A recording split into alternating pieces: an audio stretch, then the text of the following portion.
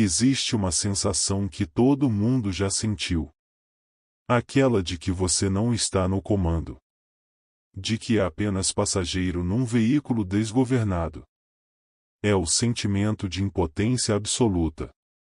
Quando as circunstâncias são tão avassaladoras que a única coisa lógica é se encolher e aceitar o destino.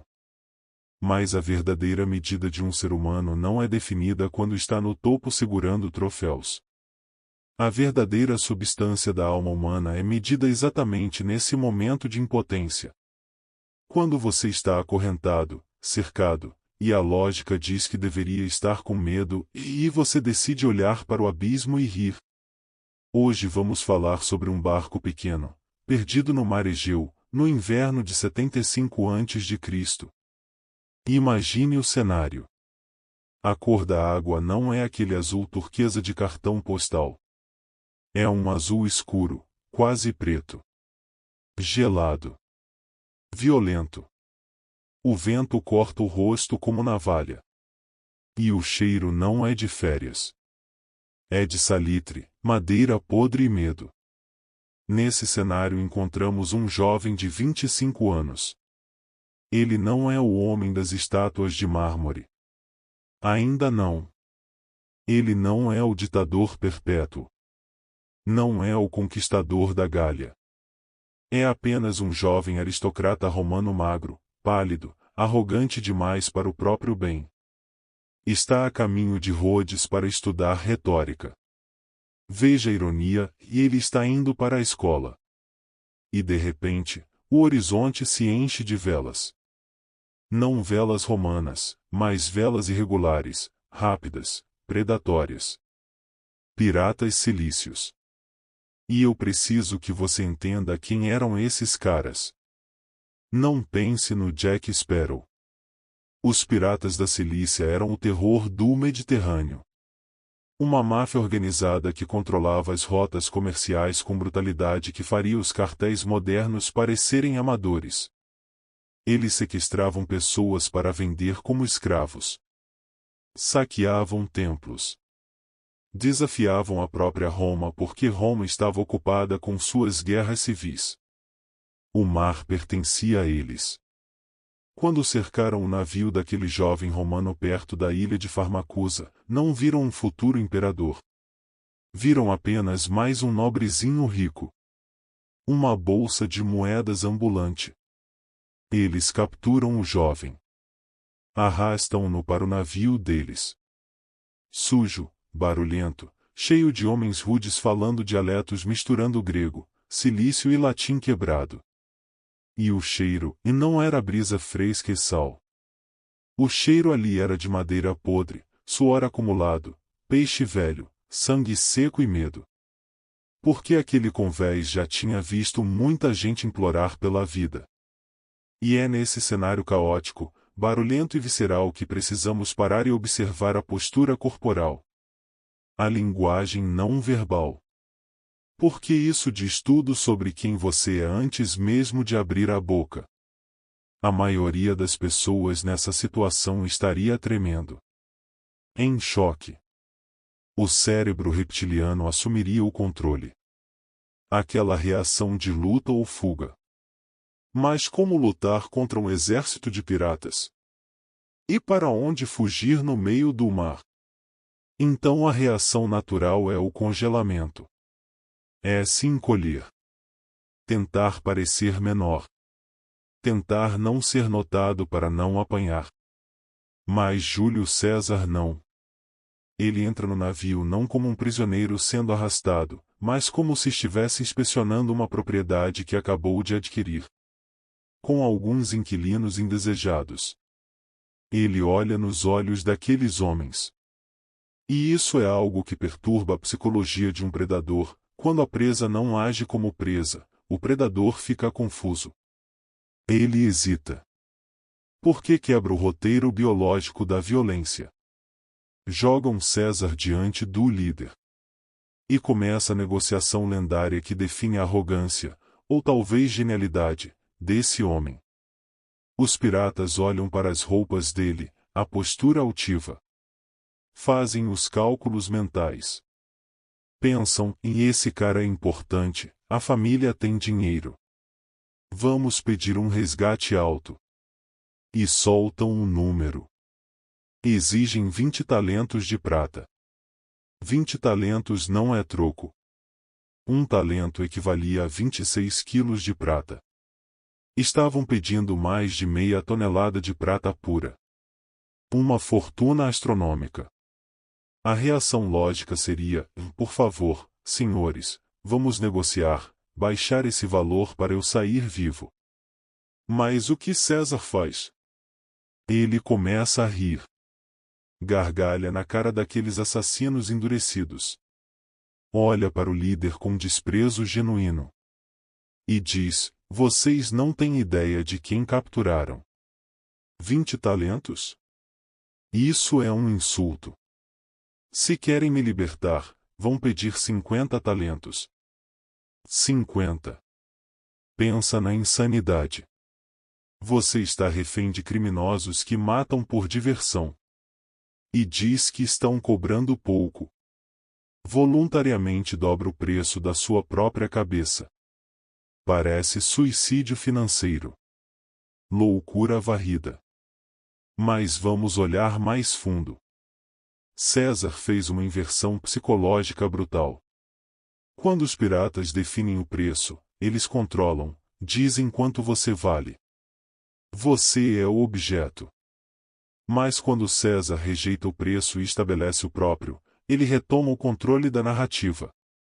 Deixa de ser mercadoria passiva e se torna o avaliador. Está dizendo, eu valho mais do que vocês conseguem imaginar. Ele se coloca acima deles.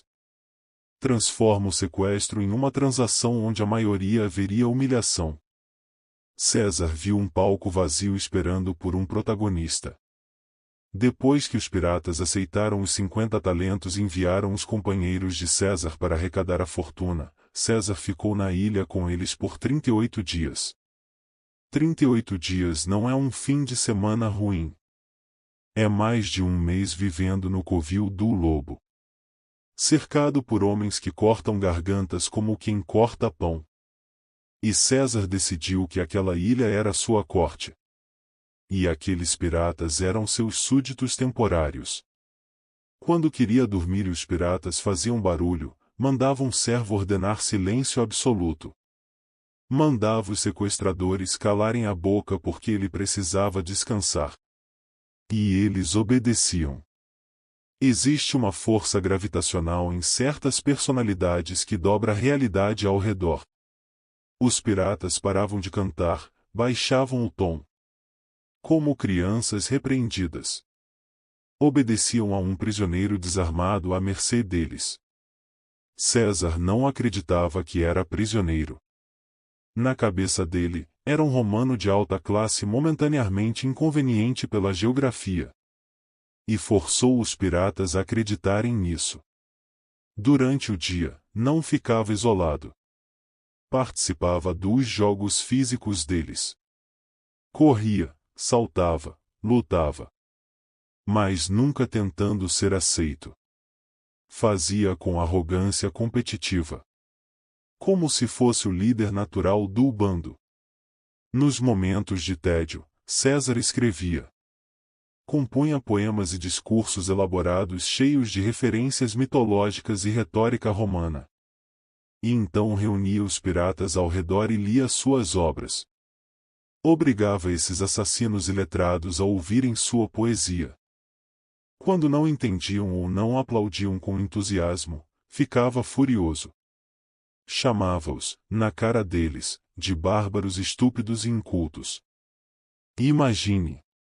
Você está refém de homens armados.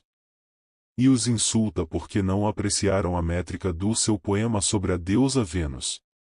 Ele dizia, vocês são tão ignorantes que não merecem ouvir isso.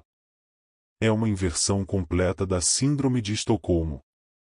Em vez de o refém se afeiçoar aos sequestradores, os sequestradores desenvolveram respeito estranho por César. Permitiam que ele falasse assim porque aquela confiança era magnética. Nunca tinham visto nada igual. Achavam engraçado. Achavam que aquela arrogância era excentricidade inofensiva. Mas havia uma piada que César repetia, que eles achavam a mais engraçada. Sempre que o irritavam, ou quando o resgate era mencionado, César olhava nos olhos deles com um sorriso tranquilo. Quando eu for libertado, vou voltar aqui. Vou caçar cada um de vocês. E vou crucificá-los todos.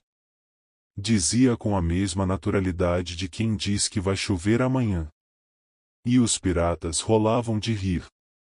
Davam tapinhas nas costas dele como se fosse um irmão mais novo meio lelé. Porque na cabeça deles, aquilo era absurdo. Esse garoto vestindo túnica limpa, agindo como imperador do universo, prometendo morte lenta para cada um ali. Era cômico. Teatral. Uma performance artística. Olhavam para as mãos de César. Mãos feitas para segurar pergaminhos, não espadas. E pensavam, como ele vai nos crucificar? Essa é a cegueira da força bruta. A gente acha que poder é músculo. O tamanho da faca na cintura. O número de homens ao redor. Mas César operava em frequência diferente.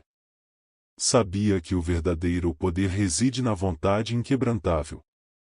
Na capacidade de dobrar a realidade até que ela se encaixe nos seus desejos. Durante 38 dias, essa dinâmica continuou. César inverteu a polaridade. Transformou o cativeiro em corte onde ele era rei. E os sequestradores eram súditos mal educados. Havia uma camaradagem estranha. Os piratas começaram a gostar dele. Achavam que quando o resgate chegasse, sentiriam falta daquele romano maluco. Mal sabiam que estavam alimentando o próprio carrasco. Que a cada vez que César sorria ao dizer que ia matá-los, não estava contando piada. Estava fazendo um contrato com o destino. Finalmente o dia chegou. O dia que mudaria tudo. Os enviados retornaram de Mileto. Trouxeram a prata. 50 talentos brilhantes e pesados. De um lado, piratas calejados olhando para as sacas com ganância nos olhos. Vendo aposentadoria, vinhos caros, mulheres, terras distantes. O fim de uma vida de privações. Do outro lado, César observando com um desapego aterrorizante. Não olhava como perda ou humilhação. Olhava como investimento temporário. Um empréstimo que pretendia cobrar com juros exorbitantes muito em breve. A prata trocou de mãos. Peso conferido. Risadas ecoaram. Houve até despedida calorosa. Piratas acenando, dando tapinhas nas costas, vai com os deuses, Romano. César manteve aquele meio sorriso. Sorriso que não chegava aos olhos frios. Subiu no barco de volta a Mileto. E enquanto os remos batiam na água, não olhou para trás com alívio. A mente dele já tinha mudado de marcha. A chave virou no momento em que seus pés tocaram o convés do navio de resgate. A persona do hóspede divertido evaporou. O que restou foi o general. O estrategista. O homem que não aceita insultos do destino. A viagem foi curta, mas o silêncio de César deve ter sido ensurdecedor. Seus companheiros deviam pensar que ele precisaria de descanso. Banho quente. Refeição. Semanas em uma vila para se recuperar do trauma. Qualquer homem normal precisaria disso. Qualquer homem normal estaria tremendo. Grato por estar vivo. Mas César não era normal. Ao chegar em Mileto, não foi para casa. Não procurou conforto. Foi direto para o porto. Procurar navios. Procurar homens armados. Entenda a complexidade, e César não tinha cargo oficial que lhe desse autoridade militar. Era um cidadão privado. Não tinha o imperium, o poder de comando para levantar uma frota e ordenar um ataque. Era apenas um ex-refém com as roupas cheirando a maresia. Mas é aqui que você vê o que é liderança de verdade. Ele convenceu as pessoas. Chegou no porto e começou a dar ordens como se fosse o dono do lugar. Reuniu capitães, mercenários, soldados e marinheiros. Disse que iriam caçar piratas. Não ofereceu apenas pagamento. Ofereceu certeza da vitória. Falava com convicção tão absoluta que ninguém pediu documentação. Ninguém perguntou: quem te enviou? A resposta estava na postura dele. O destino me enviou. Eu sou a autoridade. Em tempo recorde montou uma pequena frota. Não eram navios imperiais gigantescos, mas rápidos e letais. Tripulados por homens que viam naquele jovem romano uma força da natureza. Uma tempestade em forma humana. E partiram. O mar estava calmo. Aquela calma que precede o caos. Na ilha de Farmacusa, os piratas ainda estavam lá. Claro que estavam. Não tinham motivo para fugir. Tinham realizado o golpe do século. Humilhado um nobre romano. Embolsado 50 talentos. Estavam bebendo, rindo, gastando dinheiro, sentindo-se os reis do Mediterrâneo. A arrogância era o escudo que os cegava. Olhavam para o horizonte e não viam perigo. Na visão deles, um refém que paga resgate foge para chorar o trauma. Não conseguiam conceber que alguém voltaria. Não por dinheiro.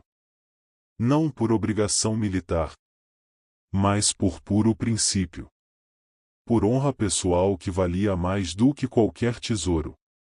E então as velas apareceram. Não foi uma batalha épica de filmes de Hollywood com explosões e duelos acrobáticos nas cordas dos navios. Foi algo muito mais assustador. Foi um massacre metódico. Foi cirúrgico.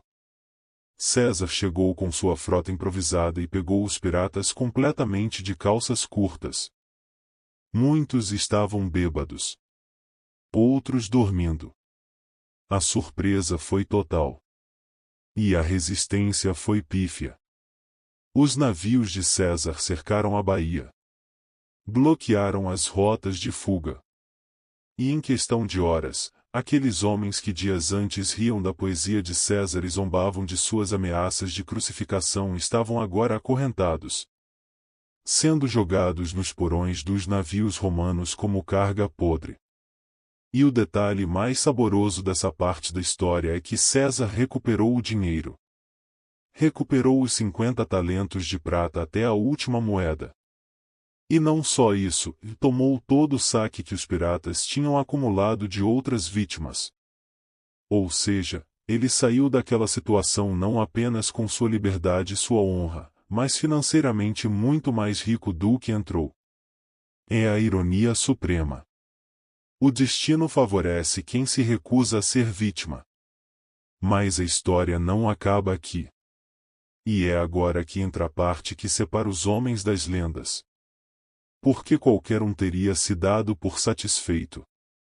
Teria pego o dinheiro recuperado, entregue os piratas para alguma autoridade local, e voltado para Roma para escrever um livro sobre como sobrevivia ao cativeiro. Mas César não. Ele tinha feito uma promessa. E César era um homem que entendia que a palavra é a única coisa que realmente possuímos nesse mundo. Se você diz que vai fazer algo e não faz, você deixa de existir como uma entidade de respeito. Você se torna ruído de fundo. Ele levou os prisioneiros para a cidade de Pérgamo e os trancou lá. E então foi falar com o governador da província. Um homem chamado Júnio Silano. E aqui vemos o choque entre a mediocridade burocrática e a genialidade proativa. Júnio Silano era o típico funcionário público que existe em qualquer era, em qualquer governo, em qualquer empresa grande. Olhou para César, olhou para a situação, e viu problemas. Não queria executar os piratas imediatamente. Disse a César que precisava analisar o caso. Que talvez pudesse vender os piratas como escravos para lucrar mais um pouco. Que a burocracia exigia certos trâmites. Que ia pensar no assunto depois. Veja bem a diferença de mentalidade. O governador viu uma planilha de Excel. Viu números. Viu lucro imediato. E viu dor de cabeça. César viu justiça. Viu uma ordem cósmica que precisava ser restaurada. César percebeu que aquele homem era fraco. Que era indeciso. E que se dependesse daquela autoridade oficial, a justiça nunca seria feita. Ou seria diluída em subornos e acordos de bastidores. Então o que César fez? Pediu licença. Virou as costas. Saiu da sala do governador. E voltou para Pérgamo. Não esperou por uma autorização assinada em 3 vias. Não esperou o carimbo oficial. Simplesmente foi até a prisão, ordenou que seus soldados tirassem os piratas das celas. E ali mesmo, sem a permissão expressa do governador, cumpriu sua promessa. Mandou crucificar todos eles. Um por um. Imagine a cena. Aqueles homens sendo pregados em cruzes de madeira. Os mesmos homens que riram dele. Que acharam graça quando ele prometeu exatamente isso. E agora, vendo aquele jovem romano magro e pálido observando friamente enquanto martelavam pregos através de seus pulsos e tornozelos. A crucificação era a forma mais humilhante e dolorosa de execução no mundo romano. Reservada para escravos, piratas e os criminosos mais vis. Era uma morte lenta. Agonizante. Pública. E César queria que fosse pública. Queria que o mundo visse. Queria que qualquer pirata que pensasse em capturar um romano soubesse, e este é o preço. Mas existe um detalhe final. Um detalhe que revela algo sobre o caráter de César que é simultaneamente cruel e misericordioso. Antes de crucificá-los, ele ordenou que cortassem as gargantas deles. Por quê? Porque durante aqueles 38 dias em Farmacusa, apesar de tudo, apesar da situação absurda, houve momentos de humanidade. De camaradagem estranha. Os piratas o trataram relativamente bem. Não o torturaram. Não o humilharam além do próprio sequestro. E César, de uma forma retorcida, reconheceu isso. Então deu a eles uma morte mais rápida. Menos dolorosa. Primeiro a garganta cortada. Morte quase instantânea. E só então a crucificação dos cadáveres como símbolo público. Era vingança. Mas vingança com um traço de misericórdia. Quando as notícias se espalharam, o mundo romano ficou chocado. Não apenas porque César tinha destruído um bando de piratas, mas pela audácia de como ele fez. Um jovem de 25 anos. Sem cargo oficial. Sem permissão do Senado. Sem autorização do governador. Simplesmente decidiu que a justiça precisava ser feita. E a fez. Levantou uma frota do nada. A atacou.